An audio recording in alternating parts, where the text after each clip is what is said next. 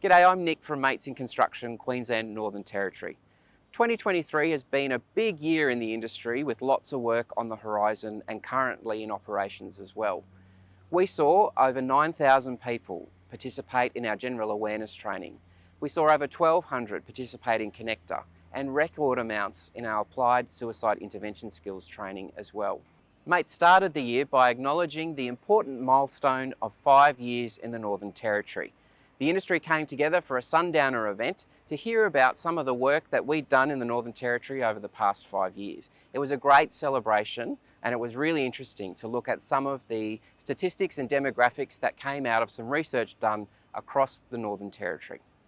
In the latter half of 2023, we saw us finalise phase 2 of our new program's evaluation.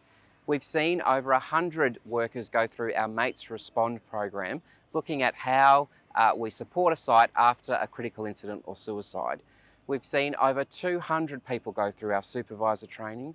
We've seen over 150 apprentices go through our apprentice resilience program, and we've seen over 1,000 workers participating in our bullying and harassment toolbox. Reports about these evaluations will be ready in early 2024, and we look forward to working with the industry on some of the recommendations attached to those reports.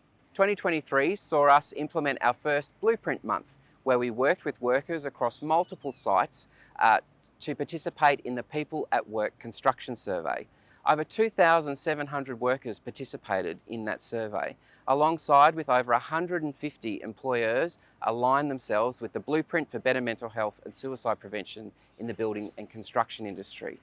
We worked with Griffith and the School of Work, Organisation and Wellbeing to look at some of the trends that were present in that data and how the blueprint itself was working across the industry.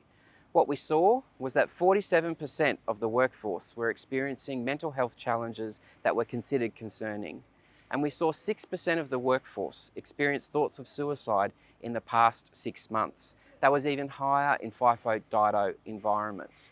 That participation from industry was incredibly beneficial to Mates because it's enabled us to demonstrate and evidence that now more than ever, companies, sites and the industry at large really need to look at preventing and mitigating psychosocial hazards.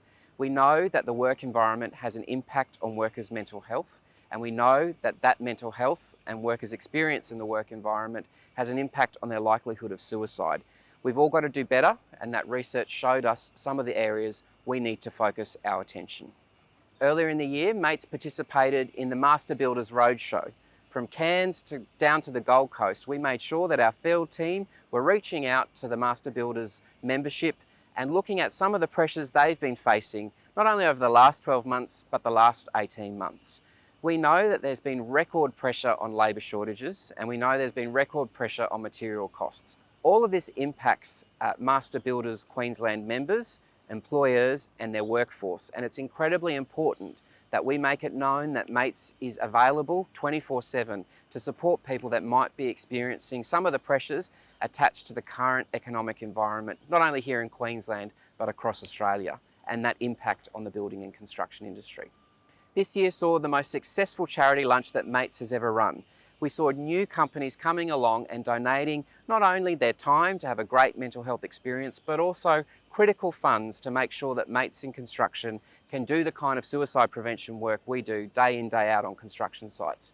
We're incredibly grateful for the industry support and the much needed funds that were raised from that initiative.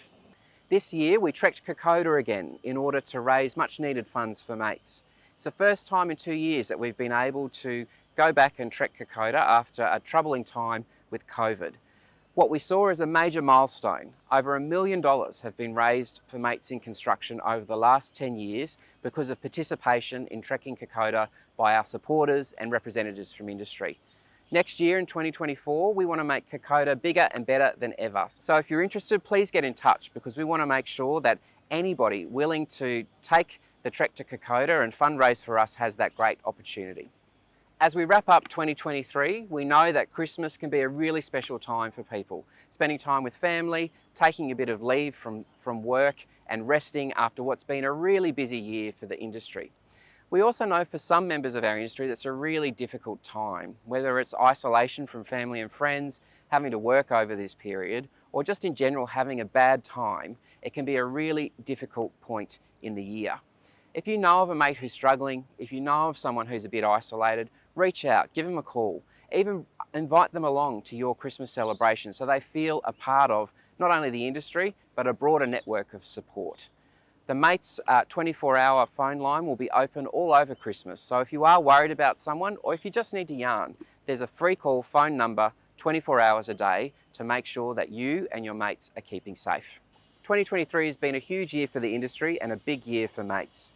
Mates is incredibly grateful for the support we've received from the trade union movement and employer associations over 2023.